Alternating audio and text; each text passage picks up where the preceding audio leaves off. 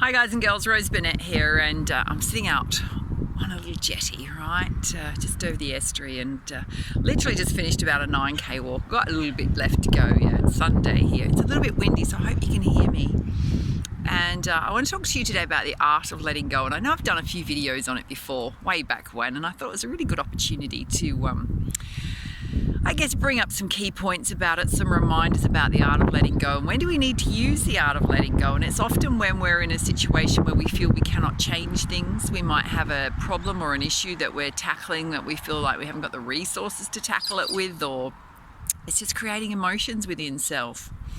And it can bring up all sorts of things like anxiety. It can bring up, it can get you to a high stress point, when you have something in your life where you think, and it may just be a trigger. It could be a trigger that comes up for you constantly, or it might just be something that it's challenging you in your life at this particular point in time. So what are some of the things that you can do in terms of the art of letting go when you're faced with something like that? First thing is you need to tackle the emotions, right? Because the emotions can overwhelm you, they can overrun you. You can feel like nothing's going to change, or you're in a really tight spot. You're not sure how to fix it. You might be confused about how to fix it. You might even be confused about why you're reacting in the way that you're reacting.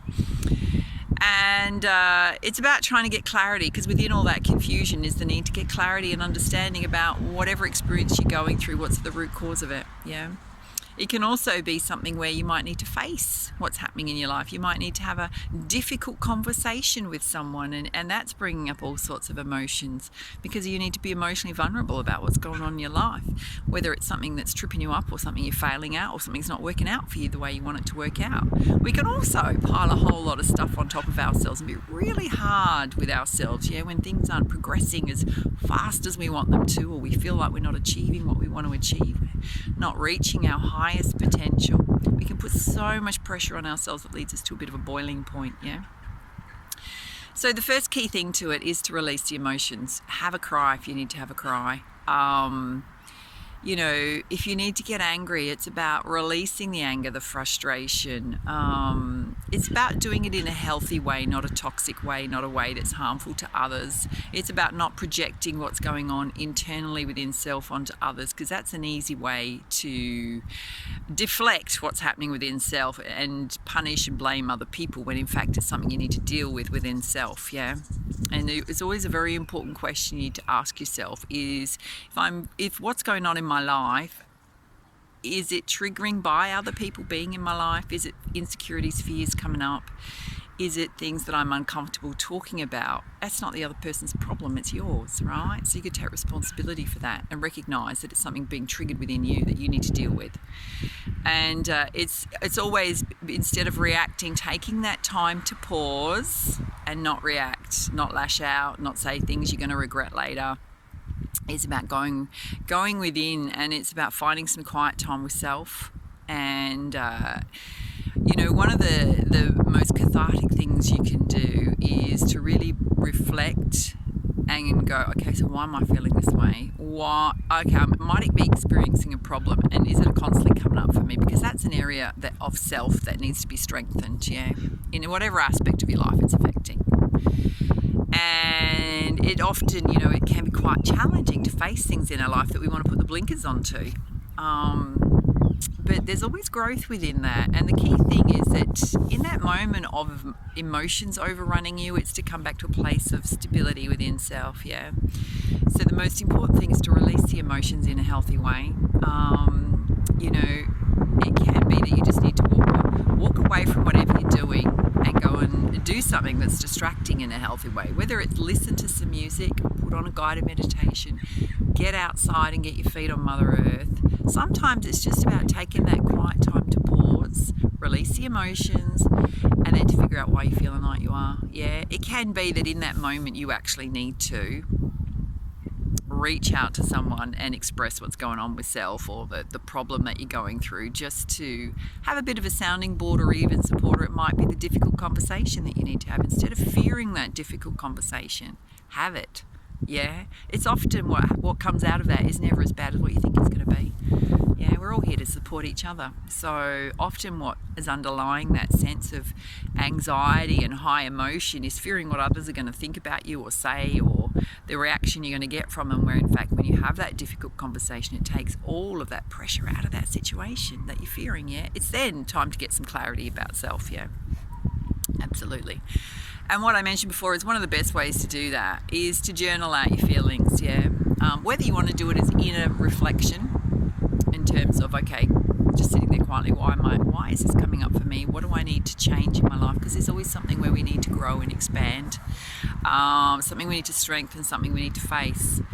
And it's really good first, instead of like trying to tackle the problem, it's like tackling the emotions. Why am I feeling this way? What's triggering me? Is it within self, or is it somebody else that's triggering me? Why are they triggering me? Okay, what's at the basis of that? Put yourself in their shoes. How are they feeling about whatever's going on in my life? How are they feeling about how I'm reacting?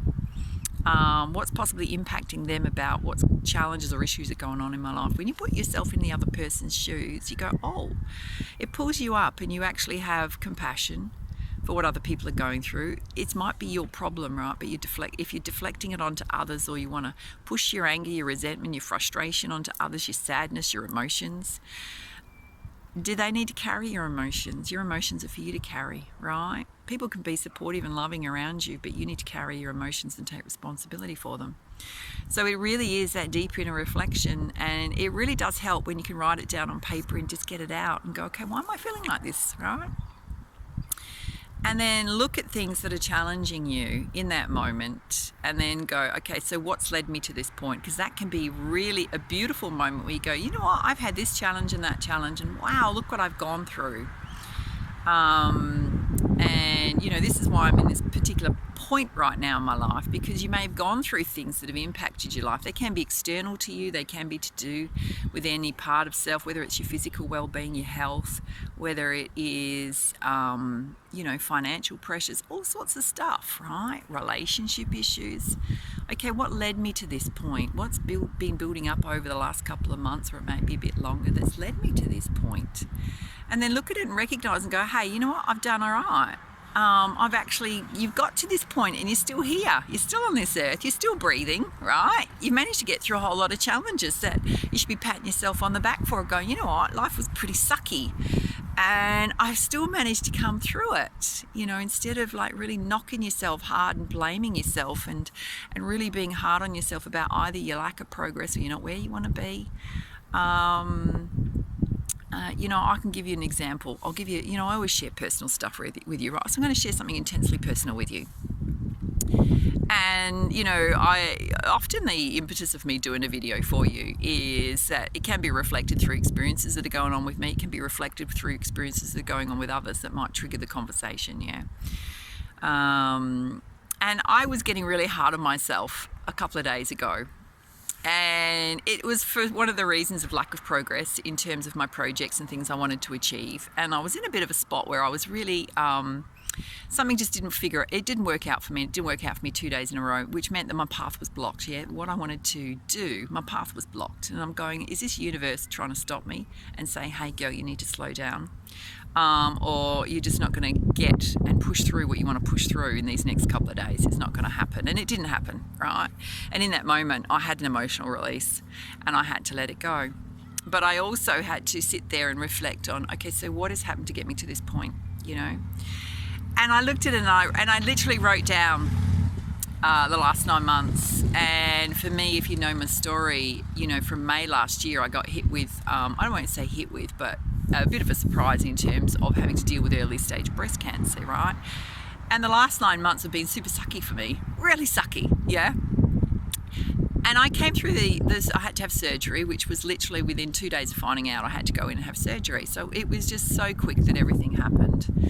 And I had to recover from that. And, you know, I'm someone very fit, love the gym, was top peak fitness, yeah? And I think that's really what got me through a lot of the challenges in terms of health that I had to go through. Not that I want to harp on it, but I want to give you the example of what I was going through in my mind in terms of figuring out where I was at the point I was at, yeah, in terms of my project work. And then I had to go through radiation therapy. it's for my case because it was, they pretty much removed, they removed everything in terms of what was there. In terms of that cancer, so it was really just the thing that you go through in terms of preventative medicine. I kind of reflect on it sometimes and wish I'd never agreed to it because it had so many side effects, and I've had every side effect they said would likely unhappen I got. Right, the radiation just did something massive to my body, and my hair's still falling out. 9 months later, my hair's still falling out from all 6 months. 6 months after the radiation therapy, but it took taking me this long to recover. And I was like going, okay, so I had to recover from the surgery. The radiation treatment was a month long. There was a little bit of a gap in between that. And that took a significant amount of time to recover from in terms of burns and in terms of vitality and energy and trying to put my videos out and totally flagging. Then I concussed myself, which took me, great, my cognitive skills weren't working too good with the radiation therapy, so I knocked myself out pretty much in the gym. Just hit my head on a bar. 3 weeks it took me to recover from concussion, and then unbeknownst to me, that whole time I was brewing pneumonia in my lungs, from the radiation therapy. And when it did finally get to a point where it was serious, and I was trying to get help for it, and I went to a couple of doctor's visits and they still didn't pick it up. Well, in the end I just ended up in hospital 2 weekends running, and it's taken 3 months to get rid of that pneumonia. 3 months, 12 weeks.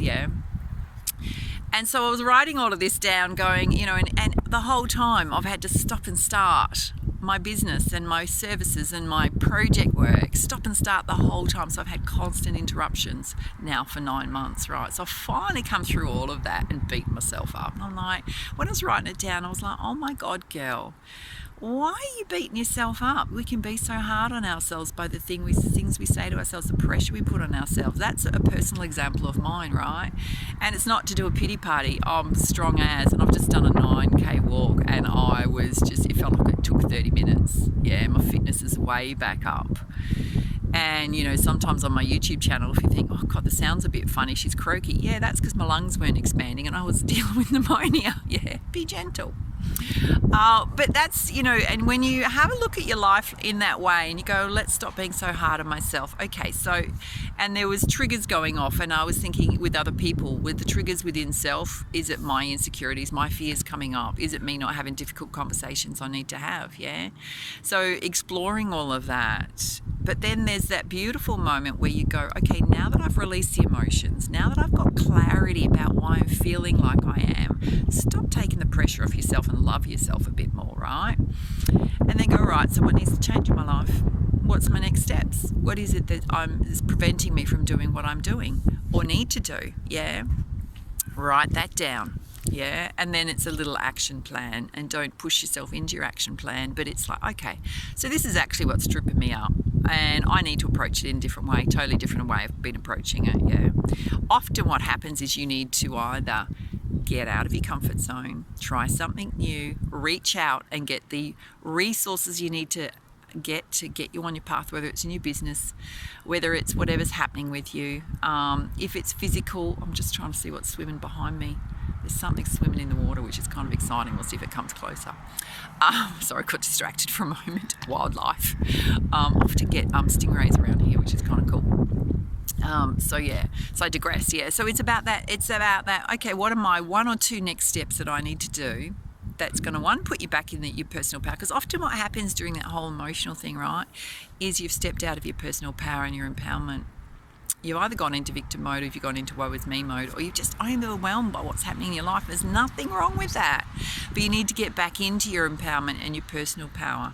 The only way to do that is to have a clear strategy and a plan. What are my next 2 steps? 1 or 2, usually 2. What are my next 2 steps that I need to take care of? And what do I need to know in terms of the information I might be lacking, the resources I might be lacking, the support I might be lacking to help me with this issue? That I can do myself, or that I need to ask people to help me with. It's not about putting your issues and your problems and giving your responsibility over about whatever's going on with you to other people. It's about getting the resources you need to get you back on your path or where you want to be. And it may indeed still be having difficult conversations that you don't want to have, that you've been putting off, but that you need to face in your life. Once you do it right, it totally releases that pressure. So I want you to think about that today, and to know that nothing's ever as bad as it seems, right? It's often the state that we're in, the emotional state that we're in, and it's about coming back to that place of center first, okay? You've got to bring yourself back to center, release the emotions, reflect on why things have gotten you to the point where they've gotten you. Is it me? Is it others? What's triggering me within self? Take responsibility for self. Yeah, then start journaling out. It's fish jumping out, that's what it is. Fish jumping out. Then, what are my next 2 steps? Yeah, 1 or 2. Ideally 2, because 1's not enough. 1's never going to be enough to get you out of what you're going through, right? It's usually at least 1 or 2. Take those next steps. Even if it's a baby step to research what you need to know. Even if it's a baby step to go, okay, so who do I need to contact in an industry or in a service or whatever, or friendships, family, whatever, to get to where I want to go, to achieve what I want to achieve. What's within self that I need to shift? How do I need to look at this differently? What strength do I need to bring to the fore to push through the limits I've currently placed around myself, yeah? I just want to know. Let me swing you around. Look at this. The sun's come out. So beautiful. Just want you to know that wherever you're at right now, even if it feels like you're stuck and you've got no way out, is exactly where you're meant to be, right? There's growth that wants to happen in your life. There's a lesson that wants to happen in your life. But most of all, the universe is pointing something out to you that needs you to address, yeah, so you can keep on your path. Keep going on your path, or change directions on your path, or get on a better path, yeah? All right, my darlings. I'm off to complete the rest of my walk and go and get some brunch. So beautiful, sun's come out, and I'll chat with you soon. All right, bye.